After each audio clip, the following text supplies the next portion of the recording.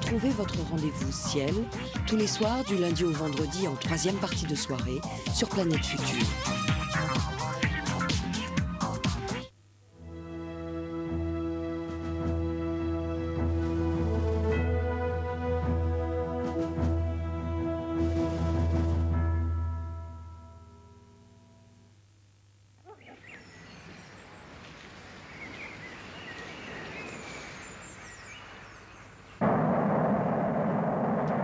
Imaginez un missile autoguidé, chargé d'une bombe à hydrogène de 26 mégatonnes, volant à quelques dizaines de mètres au-dessus du sol vers des objectifs multiples prédéterminés et propulsé à près de Mach 3 par un réacteur nucléaire de 500 mégawatts. Au cours des années 50 aux États-Unis, la Commission de l'énergie atomique et l'US Air Force imaginent ensemble un tel projet. Ils le baptisent Programme Pluto.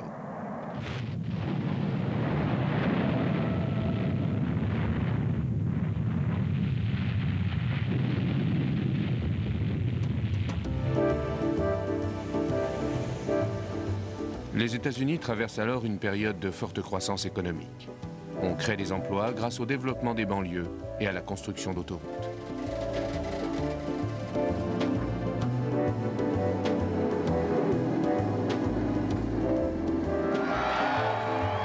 La présidence d'Eisenhower est une période de paix et de prospérité, à tel point qu'on baptise ces 10 années les années Eisenhower.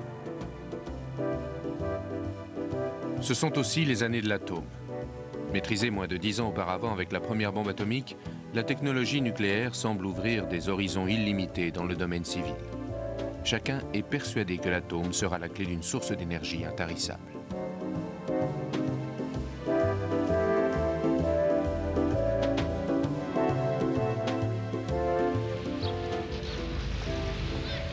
En août 1955, les scientifiques de 62 pays inaugurent l'exposition L'atome pour la paix à Genève. Ils rencontrent les industriels et les services officiels pour mieux appréhender le développement de l'industrie nucléaire.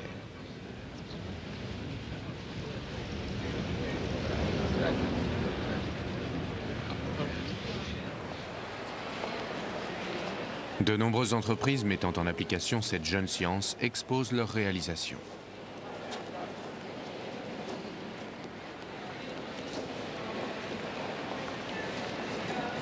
Un sous-marin nucléaire, le Nautilus, est en service depuis 1954. On travaille également au développement de la médecine nucléaire pour le diagnostic et le traitement de certaines maladies. De nombreux pays construisent des réacteurs pour fournir une électricité meilleur marché.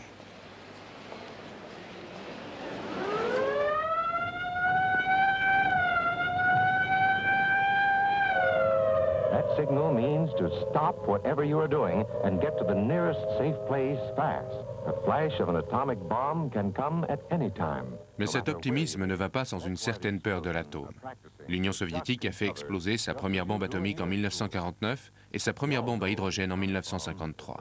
L'Amérique se prépare au pire avec des films de propagande comme Duck and Cover.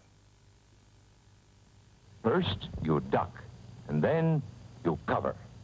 Older people will help us as they always do, but there might not be any grown-ups around when the bomb explodes. Then, you're on your own. La création du Strategic Air Command entraîne la formation d'une flotte de bombardiers maintenus en alerte 24 heures sur 24, 7 jours sur 7.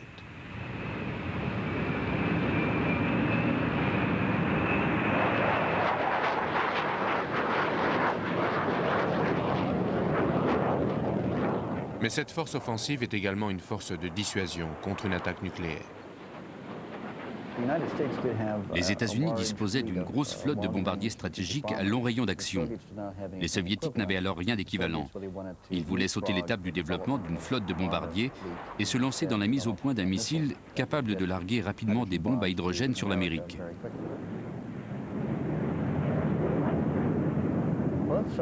À cette époque, en 1957, les deux camps ont mis au point des bombes à hydrogène de plusieurs mégatonnes et les fabriquent pour les intégrer dans leurs arsenaux. Pour chaque camp, il s'agit de s'assurer que leurs bombes arriveront les premières. Les bombardiers sont maintenus en alerte permanente et sont ravitaillés en vol si nécessaire grâce au KC-97 et au KC-135.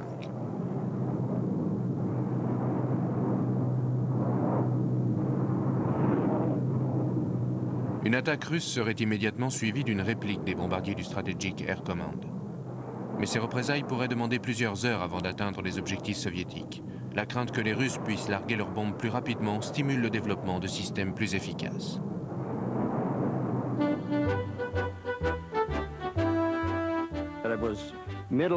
C'est vers le milieu ou la fin des années 50 que le développement de ce genre de projet a commencé. Les Soviétiques n'étaient pas considérés à l'époque de la même manière aux États-Unis. Chuck Barnett, le directeur des essais du projet Pluto, revient sur le site d'essai 401 de la Commission de l'énergie atomique à Mercury dans le Nevada. La situation mondiale était totalement différente. Et ce qu'on devait faire en matière de défense n'avait rien à voir avec ce qu'on fait aujourd'hui. La recherche dans le domaine de la défense était beaucoup plus importante à cette époque et les aspects nucléaires étaient essentiels. La recherche et le développement nucléaire naissent à Oak Ridge, dans le Tennessee, à l'époque du projet Manhattan. En 1946, la Commission de l'énergie atomique est mise en place pour permettre un contrôle politique du développement de l'énergie atomique aux États-Unis. La recherche et les essais des premières armes sont effectués à Los Alamos. Il y avait 2 laboratoires de recherche nucléaire aux États-Unis. Le premier avait été créé pour la mise au point de la bombe atomique en 1943 et c'est celui de Los Alamos au Nouveau-Mexique. Le second, installé à Livermore en Californie, a démarré en 1952 à l'initiative d'Ernest Lawrence et d'Edward Teller, tous 2 spécialistes en physique nucléaire, appuyés par l'US Air Force et le Congrès, et devait rivaliser avec celui de Los Alamos pour stimuler la compétition. Une divergence idéologique entre 2 physiciens de renom provoque la création du laboratoire national Lawrence Livermore. En 1952, le désaccord Oppenheimer-Teller est au plus fort. Edward disait qu'il fallait absolument avoir la bombe à hydrogène. Et Oppenheimer n'en voulait pas à Los Alamos. Alors Edward a dit « Je veux mon propre laboratoire, où peut-on l'installer ?» Et il a choisi Livermore. Ernest Lawrence met en place le premier accélérateur de particules à l'Université de Californie à Berkeley en 1949 pour l'étude de la fusion nucléaire.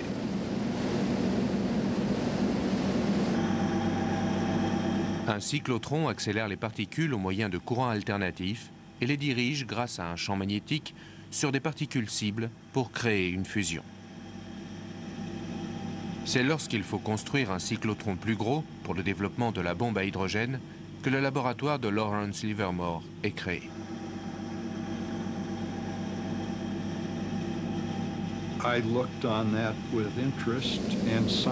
Tout cela m'intéressait et j'ai été embauché en 1953 comme ingénieur en mécanique pour le développement de la bombe à hydrogène.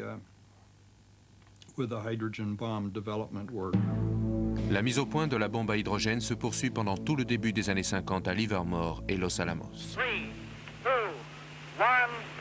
2, 1. La première explosion a lieu sur l'île d'Eniwetok, dans le Pacifique, en 1951. Au début, à Livermore, ils ont eu pas mal de problèmes avec les bombes qu'ils avaient conçues. Elles ne fonctionnaient pas et donc, vers 1957, ils étaient à la recherche d'un projet fiable. Et quand les bombes qu'ils fabriquaient ont fini par marcher, ils ont cherché à construire un système de largage.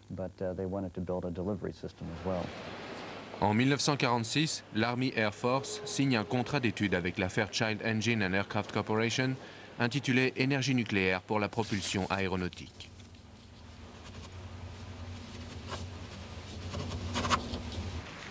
Une seconde étude est lancée par la Commission de l'énergie atomique en 1948. Celle-ci encourage l'effort pour la propulsion nucléaire. Elle estime qu'il faudra une quinzaine d'années et plus d'1 milliard de dollars pour mettre au point un avion à propulsion nucléaire. En 1950, on pousse le projet plus loin. Le programme Aircraft Nuclear Propulsion, ou ANP, démarre. Dirigé par le général Donald Kern, l'ANP englobe des études sur la matière des réacteurs, sur le propulseur et sur la conception d'un avion. En 1951, on ajoute au programme des vols de démonstration à propulsion nucléaire. En 1956, l'ANP est scindée en 2, la division avion et la division missile.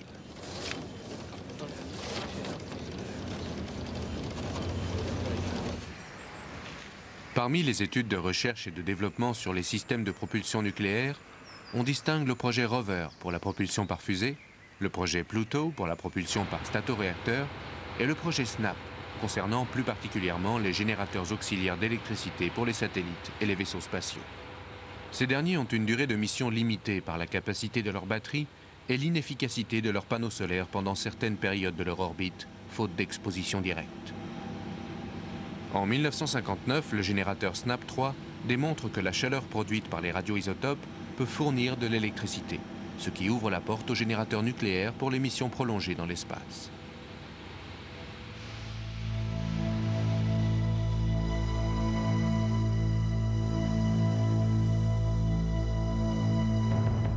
L'augmentation de la durée des missions est aussi le but de la division avion. 500 grammes d'uranium enrichi ont le même potentiel énergétique que 850 tonnes de kérosène.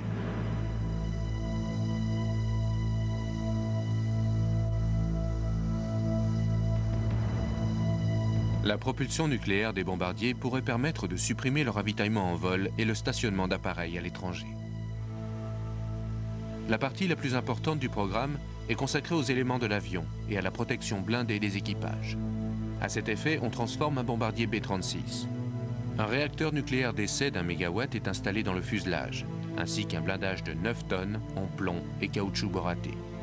L'avion sera testé en vol pendant plus de 2 ans, dès 1955.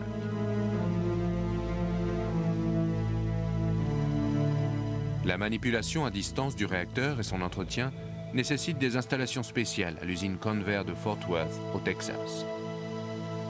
L'équipage comprend 2 opérateurs pour contrôler les performances du réacteur.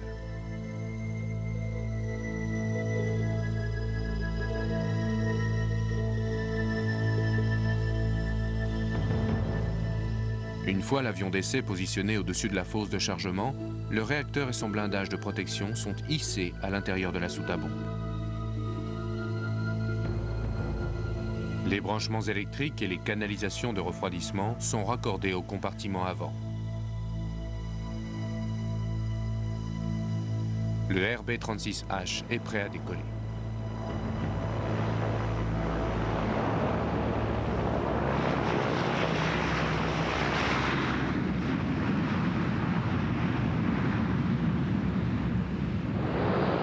C'est en vol que les opérateurs déclenchent le réacteur. Ils contrôlent le niveau des radiations à l'intérieur de la cabine blindée de l'équipage. Un avion d'accompagnement B-50 mesure les radiations dispersées par l'appareil.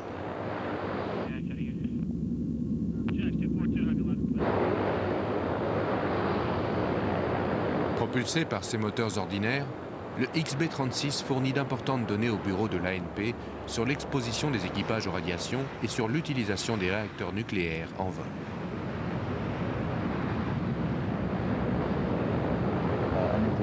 Un avion à propulsion nucléaire aurait eu une autonomie limitée et aurait pu transporter des armes nucléaires.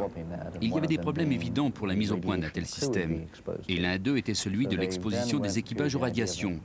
C'est pourquoi ils ont eu l'idée de passer à une technologie intermédiaire entre l'avion et le missile, avec le statoréacteur à propulsion nucléaire, qui serait entouré d'un fuselage et qui transporterait des armes nucléaires n'importe où dans le monde. C'était le projet Pluto. Au départ, le projet Pluto et le projet Rover doivent être développés à Los Alamos et à Lawrence Livermore. À la fin de mes études dans le Montana, j'ai travaillé à Washington pour l'US Navy. Tout se passait bien, mais je détestais la bureaucratie et j'ai voulu essayer quelque chose de différent. Ma femme a lu cet article dans le Washington Star sur la Californie et on est venu ici. J'ai eu un entretien, j'ai été embauché et je me suis retrouvé sur le programme Rover. Rover était un programme de fusée nucléaire. L'idée était de lancer une de ces fusées avec une autre fusée chimique, puis, hors de l'atmosphère, de lancer le réacteur nucléaire pour continuer la trajectoire dans l'espace.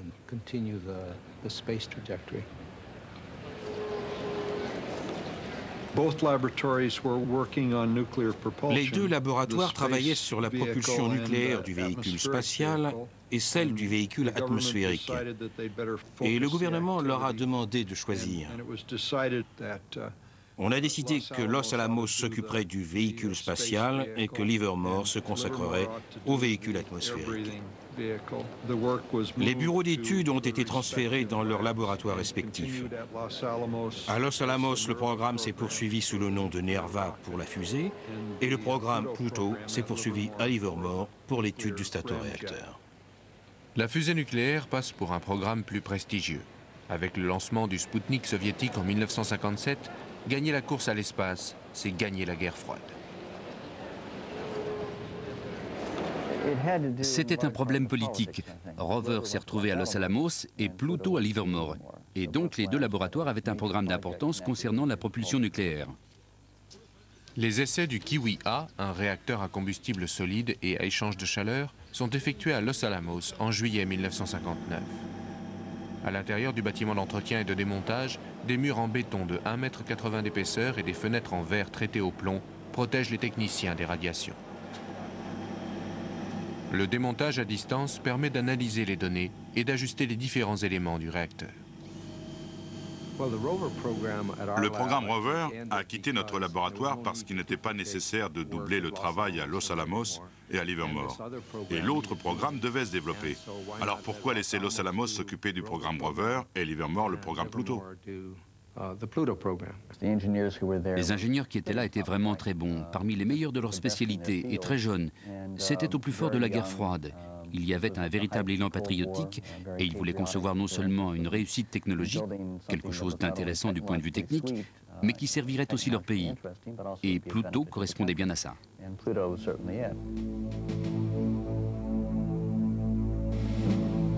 Le laboratoire Lawrence Livermore n'a plus qu'un objectif: la production d'un réacteur nucléaire pour statoréacteur. Un nombre croissant de physiciens et d'ingénieurs se concentre sur la mise au point d'un nouvel engin. Un missile de croisière à propulsion nucléaire, filant à 3200 km/h et capable d'emporter 750 kg de charge militaire de configuration variée. L'engin est baptisé SLAM, Supersonic Low Altitude Missile. Le projet intègre l'utilisation du guidage comparatif au sol. Un signal radar suit le relief du terrain vers la cible prédéterminée. C'était une des premières utilisations de la technologie TERCOM, un radar de guidage suivant le profil du terrain. Le missile devait délibérément arriver à très basse altitude sur son objectif pour éviter les systèmes de défense et de détection. Ce guidage était à la pointe de la technologie et repoussait les limites de l'époque.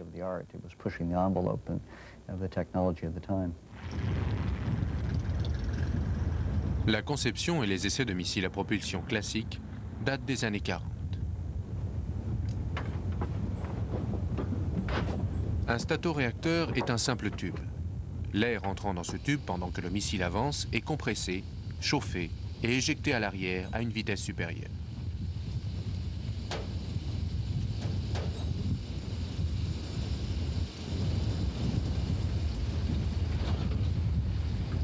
Le moteur se divise en 3 parties. À l'avant, pour ralentir et compresser le flux d'air, un diffuseur par lequel l'énergie cinétique de l'air en mouvement se transforme en pression. Puis une chambre de combustion qui chauffe l'air et accroît sa dynamique. Enfin, une tuyère par laquelle l'air chaud s'échappe à grande vitesse. Cette différence de vélocité entre l'air qui rentre et l'air qui sort crée une poussée qui propulse le statoréacteur. Mais pour créer une pression suffisante à l'avant, l'engin doit atteindre une vitesse élevée.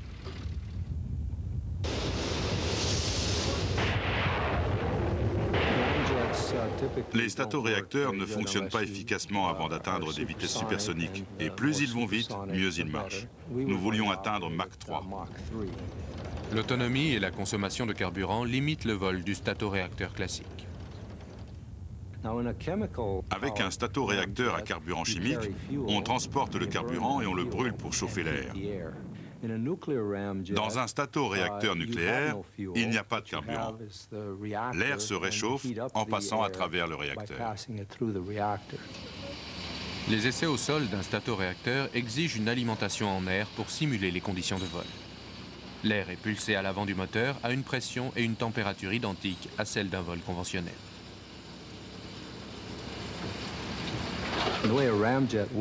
Un statoréacteur fonctionne comme un tuyau de poêle volant. Il y a une force importante qui pousse à l'avant et une force encore plus grande à l'arrière qui produit la poussée.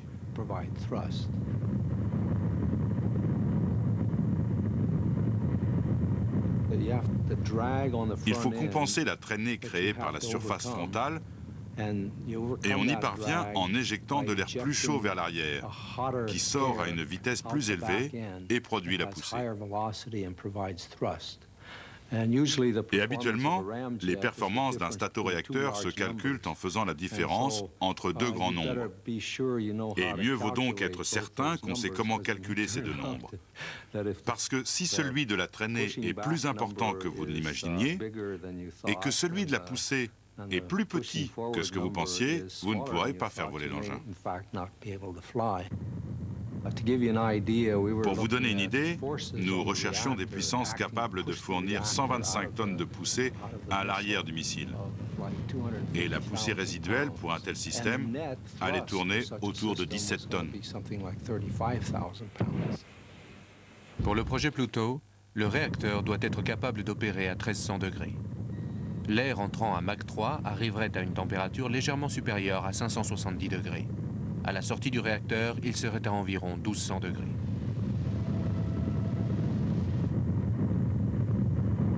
Les statoréacteurs à combustible classique opèrent à des températures un peu moins élevées. Une source de chaleur atteignant des températures à la limite de résistance des matériaux permet d'obtenir une poussée maximale. Mais si la source de chaleur est trop proche des limites, elle peut occasionner des ruptures.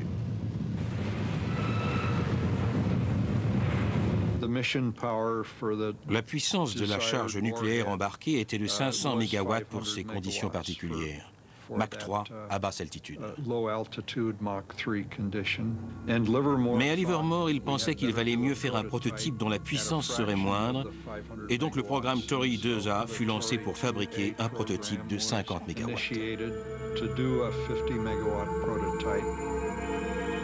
Les ingénieurs et les physiciens de Livermore doivent construire un réacteur recevant de l'air à des pressions et des températures simulant la vitesse lors d'un vol à Mach 3.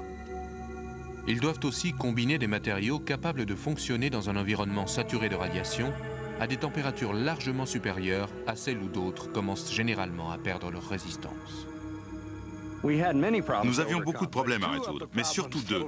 La présence de neutrons à l'intérieur du réacteur et leurs différents comportements en fonction de la température, et la dynamique du flux d'air à travers le réacteur à ses pressions et températures extrêmement élevées. Nous devions trouver comment fabriquer des matériaux capables de résister mécaniquement à ces conditions. Le comportement des neutrons est essentiel au bon fonctionnement d'un réacteur. Une réaction de fission est soit rapide, soit lente. Dans le cas d'une fission rapide, les neutrons ne sont pas ralentis et demandent une plus grande quantité de combustible nucléaire, ce qui est plus onéreux. Dans le cas d'un réacteur à fission lente, les atomes s'agglutinent autour du neutron et ralentissent le flux produit par le processus de fission. Pour les vols prolongés, il est plus économique d'utiliser un réacteur à fission lente.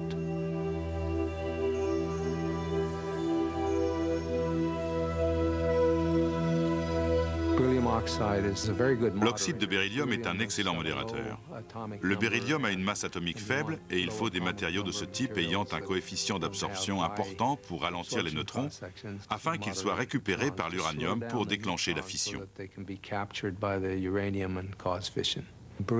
L'oxyde de beryllium est une céramique qui a d'excellentes propriétés thermiques à haute température, qui conduit bien la chaleur et qui est compatible avec l'oxyde d'uranium.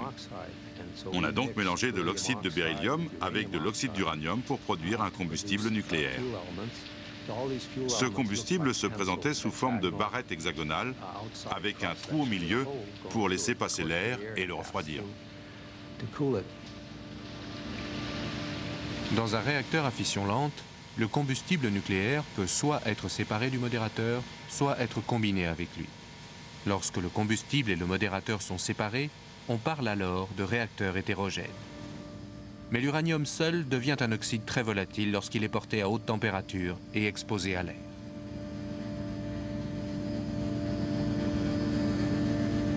Le réacteur du projet doit donc fonctionner dans l'atmosphère, l'air lui étant essentiel. Le combustible et le modérateur sont donc mélangés pour former ce qu'on appelle un réacteur homogène. L'uranium ne peut être séparé de l'oxygène.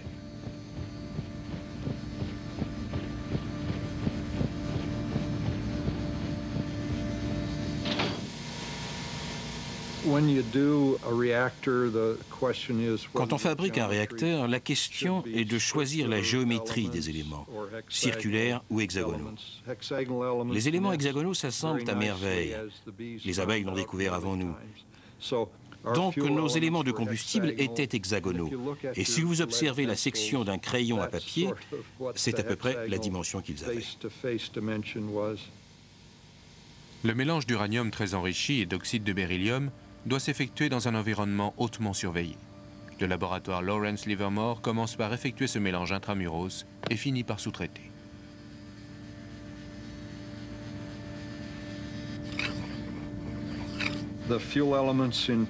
Les barrettes de combustible du 2A étaient fabriquées par l'usine General Electric d'Avondale. Celles du 2C étaient fournies par Coors Porcelain à Golden dans le Colorado. C'était pour eux une activité totalement nouvelle. Et ils ont réussi. L'oxyde de beryllium est extrêmement dangereux car très toxique.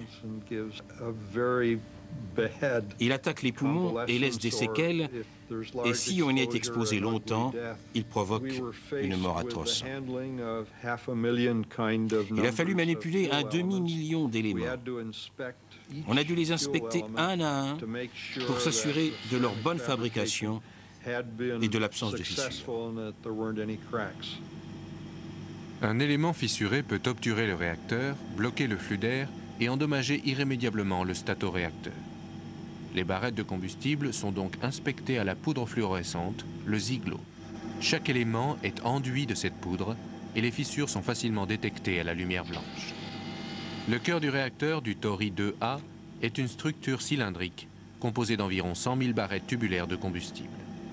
Le cœur est divisé en sections, chacune étant maintenue par une armature en oxyde de beryllium non chargée d'uranium. Ces armatures sont reliées entre elles par des tiges, sur lesquelles repose le poids du cœur du réacteur.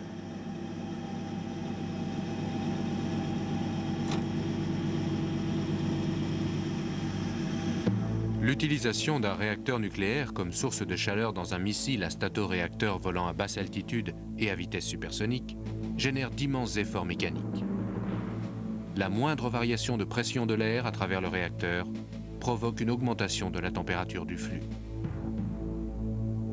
Entre l'entrée du réacteur et sa sortie, la variation de pression se mesure en dizaines de kilos par centimètre carré.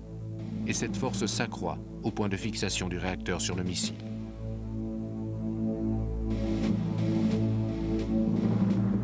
Lorsque la chaleur du réacteur est transmise au flux d'air, un effet thermique se crée au sein des matériaux. Il se mesure également en centaines de kilos par centimètre carré. À tout cela s'ajoutent les forces gravitationnelles qui s'exercent lors des vols supersoniques. Dans le réacteur Tori, toutes ces forces sont transmises à l'arrière, où des plaques conduisent à nouveau la charge aux tiges de maintien fixées dans la partie la moins chaude, à l'avant. La répartition des efforts mécaniques permet d'utiliser les éléments de combustible en beryllium, relativement cassants, mais nécessaires à un réacteur à fission lente. Voici les plaques qui devaient se trouver à la base du réacteur. Elles étaient faites d'un matériau très spécial. Voici celles provenant du moteur Tori A et voici celle du moteur Tori C. Le matériau avait été mis au point pour résister aux températures extrêmement élevées de ces réacteurs Tori. Et elles vous donnent une idée, rien que par leur volume, de la taille et du poids qu'aurait eu le missile Pluto. Il aurait été aussi gros et aussi lourd qu'une locomotive à vapeur, se déplaçant à Mach 3. La conception et la construction du premier réacteur d'essai destiné au projet Pluto n'est que la première moitié du travail effectué par Livermore. Il faut aussi lancer une série d'essais statiques pour démontrer la validité de l'engin. Ici, sur l'immense site d'essai du Nevada, à 1 heure de route au nord-est de Las Vegas, le gouvernement américain réserve un vaste espace pour les essais des réacteurs Tori. La Commission à l'énergie atomique s'était aperçue qu'il y avait beaucoup d'espace libre appartenant au gouvernement dans l'État du Nevada. C'était l'idéal pour des essais.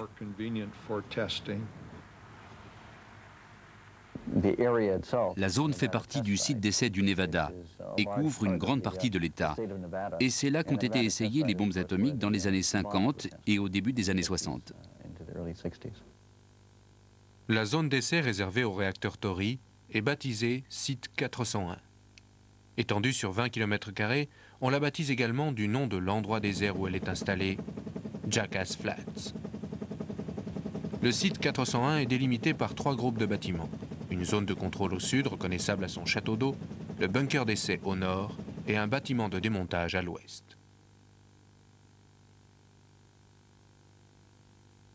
Le bâtiment de contrôle est situé à environ 3 km du bunker et quelques milliers de kilomètres de câbles relient les deux zones pour permettre le contrôle et l'observation du réacteur. Pour éviter d'exposer directement le personnel, une voie de chemin de fer relie le banc d'essai au bâtiment de démontage. Grâce à une locomotive télécommandée, le réacteur est transporté de l'un à l'autre.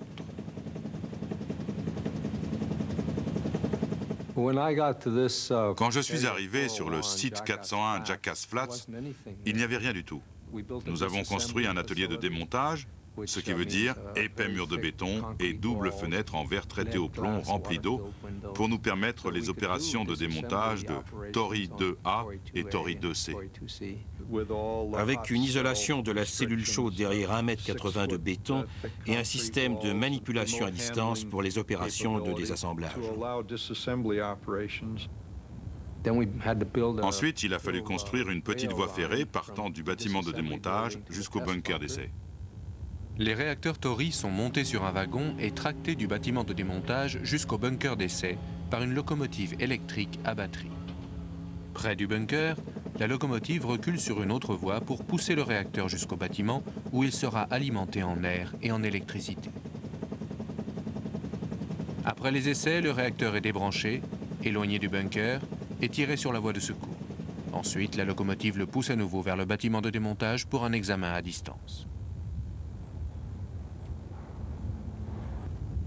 Les réacteurs étaient montés dans l'atelier d'assemblage, puis amenés par chemin de fer sur environ 5 km vers le banc d'essai.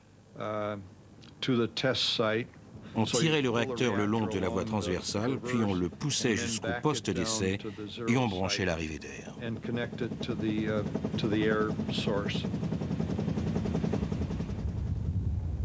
Une fois branché sur le bunker, le réacteur reçoit de l'air comprimé à 360 kg par seconde et à une température de 570 degrés, condition simulée d'un vol à Mach 3. L'air stocké est réchauffé dans ces réservoirs par un brûleur à mazout.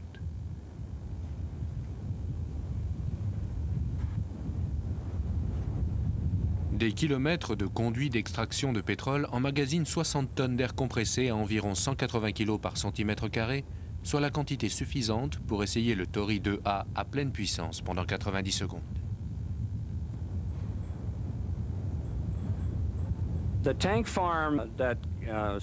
L'installation pour la réserve d'air qui servait aux essais était faite d'énormes sections de tubes pour forage pétrolier de 25 cm de diamètre environ, disposées au sol sur environ 1 hectare. Il fallait des jours pour emmagasiner l'air avec les compresseurs. C'était donc déjà une grosse opération de stocker l'air nécessaire.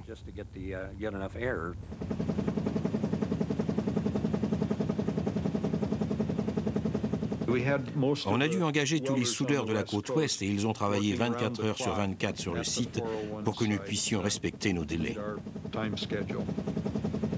Pour remplir les réservoirs d'air, le laboratoire Lawrence Livermore emprunte des compresseurs géants à la base de sous-marins de Groton dans le Connecticut.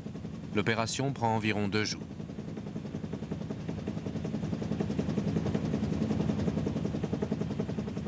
En quittant le réservoir, l'air passe d'abord par un échangeur de chaleur. Puis cette chaleur est stockée dans des fûts métalliques à l'aide de millions de billes de roulement.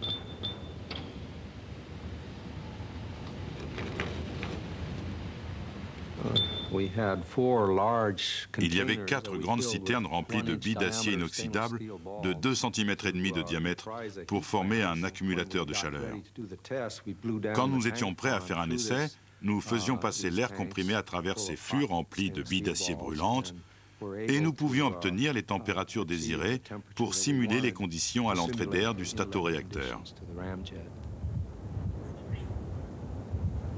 Je crois qu'il doit y avoir pas loin de 14 millions de billes d'acier dans ces chaudières.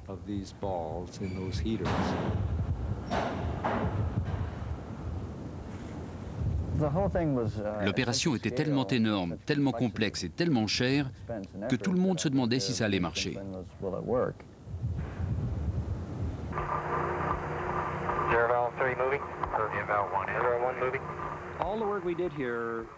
Nous œuvrions tous pour un essai final de grande importance. Mais il fallait d'abord faire un énorme travail préliminaire. Et nous avons effectué des essais de soufflage à froid d'abord, à travers un modèle vide, pour essayer tous les équipements auxiliaires.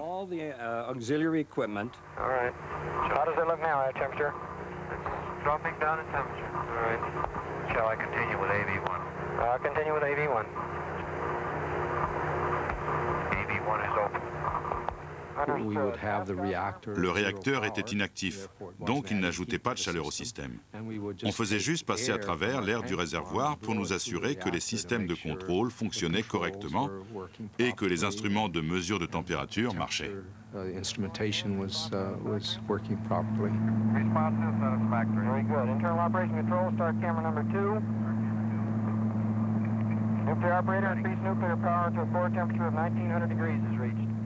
Après des années de préparation sur le site 401, plusieurs essais à blanc et un retard de 2 jours dû à des vents défavorables, les premiers essais réels du Tory 2A commencent le 14 mai 1961.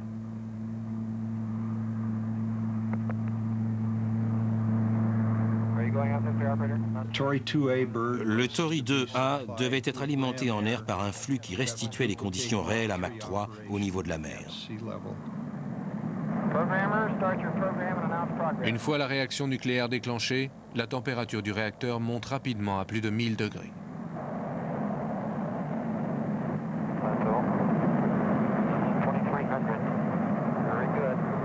L'air quittant le moteur à la hauteur de la tuyère atteint la température maximale de 980 degrés.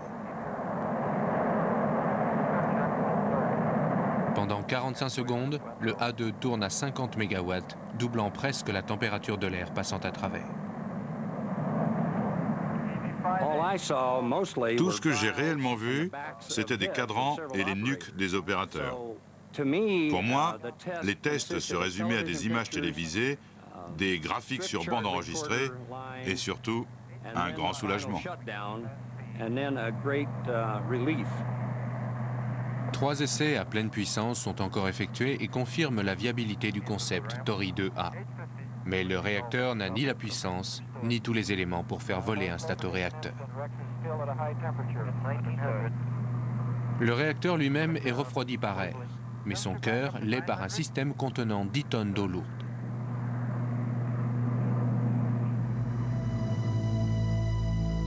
Mais un engin refroidi uniquement par l'air passant à travers le statoréacteur est nécessaire pour propulser le missile et sa charge. Les essais d'un second réacteur, le Tory 2C, d'une puissance de 500 MW, sont entamés.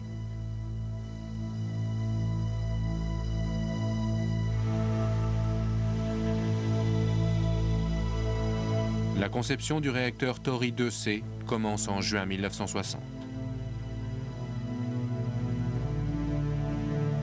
Pour animer le missile Pluto, le réacteur doit avoir un cœur plus important, doté de barres de contrôle.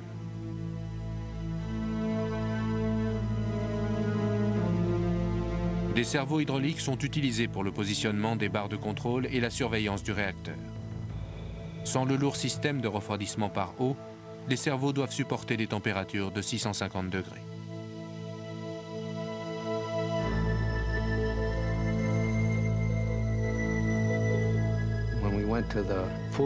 Lorsque nous sommes passés au réacteur grandeur réelle avec le programme Tory 2C, nous n'avions plus cet énorme réflecteur d'eau qui, bien sûr, n'aurait pas pu voler.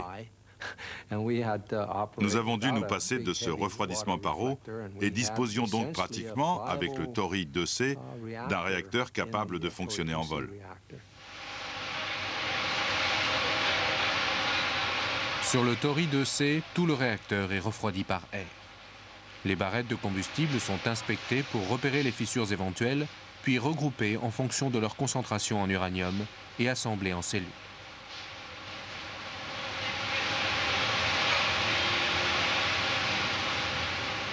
Ces unités sont aussi disposées en réseaux hexagonaux, avec la plaque de base à l'arrière formant le cœur du réacteur.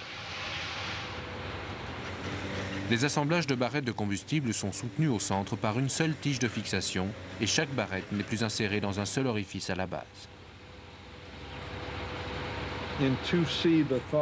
Sur le 2C, on a pensé qu'il valait mieux éviter de faire passer chaque flux d'air dans le trou d'une plaque de base. On obtient une meilleure structure avec la loi des échelles si on place 7 barrettes hexagonales dans un seul trou.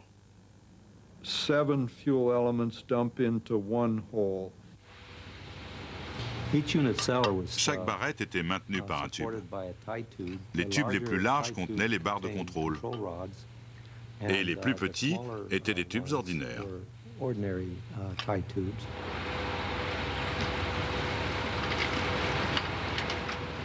Une fois assemblé, le cœur du réacteur est transporté par camion à travers la Californie jusqu'au site 401 en février 1964.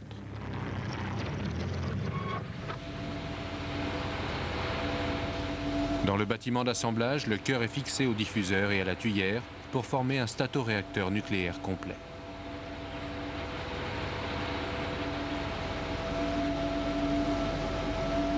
Le Tory 2C est assemblé et monté sur son wagon pour rejoindre le banc d'essai. Il est alors prêt à démontrer qu'il fournit assez de puissance pour propulser le missile Pluto.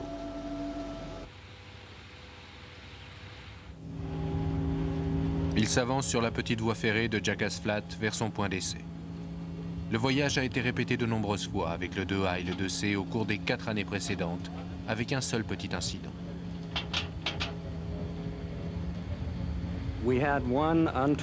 Nous avons eu un seul accident avec le véhicule d'essai, mais il ne transportait rien à ce moment-là. Il est arrivé un peu trop vite sur la façade du bunker et a fait quelques dégâts, mais sans gravité. Alors la plaisanterie qu'on entendait partout ici et qui n'était vraiment drôle ni pour mes collègues ni pour moi parce qu'on était là quand ça s'est produit, c'était que cette ligne ferroviaire avait le taux d'accident par passager le plus élevé au kilomètre. Le 20 mai 1964, le Tory 2C roule vers son banc d'essai. Il est énorme. Il pèse 6527 kg et représente le travail de 450 personnes et plus de 250 000 heures passées à sa mise au point.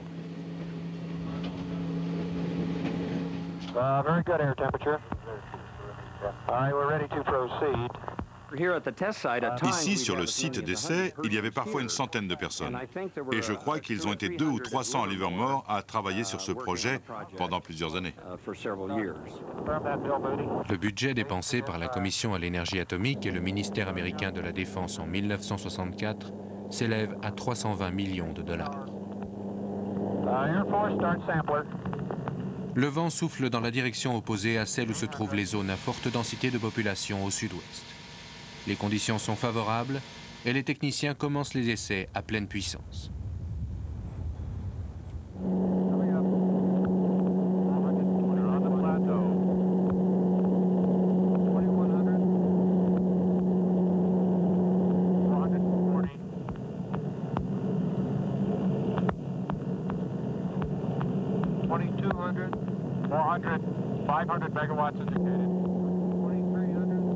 La réserve d'air comprimé a été augmentée et permet maintenant d'effectuer des essais plus longs. 5 minutes à pleine puissance. Alors que la puissance au cœur du réacteur approche les 500 MW, les plaques de base chauffent au rouge à plus de 1300 degrés, moins de 90 degrés avant leur point d'auto-allumage.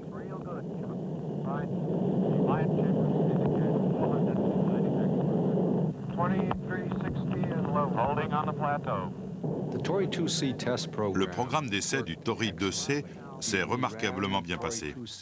Nous l'avons mis en marche après des essais à froid, puis après quelques mises en marche à très basse puissance, Nous avons effectué un essai à la puissance maximale pendant 5 minutes. Et nous avons atteint la puissance, la température et les performances prévues. Ça a été un véritable succès.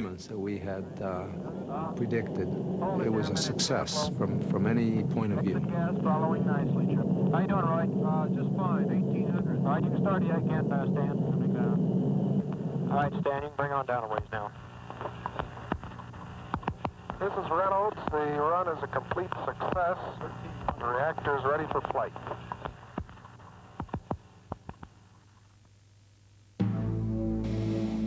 Après les 5 minutes d'essai à pleine puissance, le Tory 2C retourne vers le bâtiment de démontage pour inspection.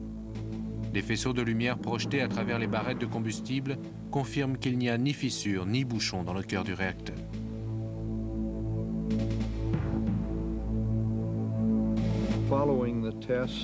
Après l'essai, les réacteurs ont été démontés pour récupérer l'uranium et nous n'avons pas décelé de défaut sur le revêtement de la plaque de base.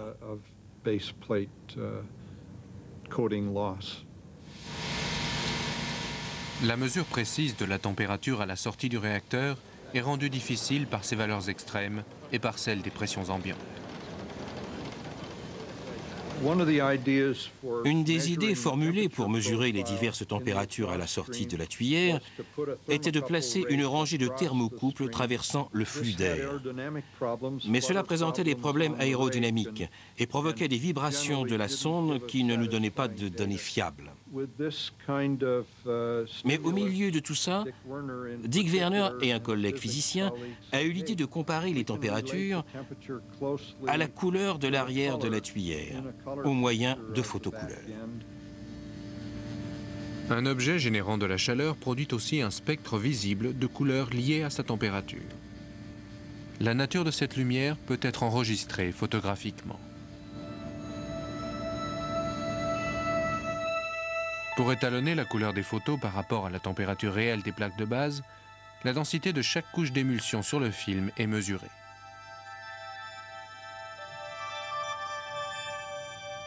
La densité d'une petite partie du film pris pendant les essais est comparée à celle d'un film qui a reçu la même quantité de radiation mais n'a pas été exposé à la lumière.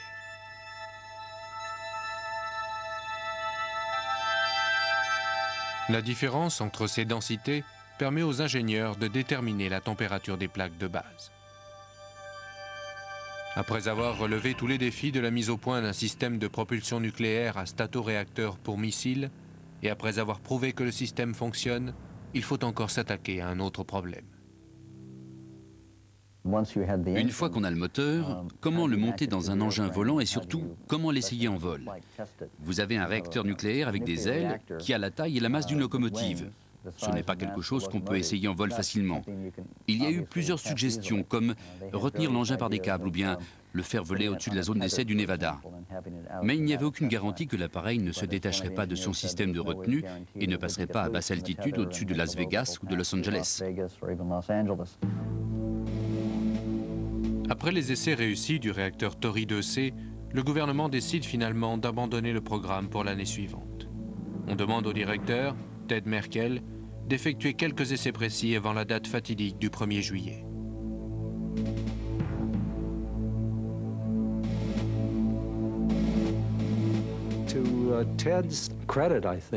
Ted a eu raison de refuser.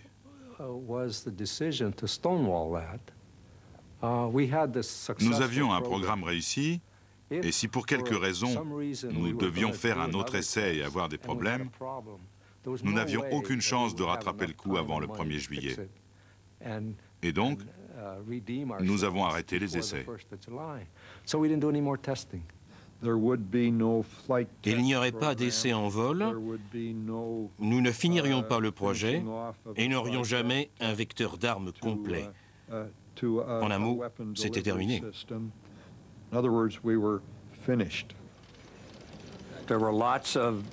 Il y avait beaucoup d'informations qui circulaient à propos du succès des programmes de missiles balistiques. Et aussi, le coût des essais d'un engin comme celui-ci aurait été énorme. C'est certainement ce qui a conduit à cette décision.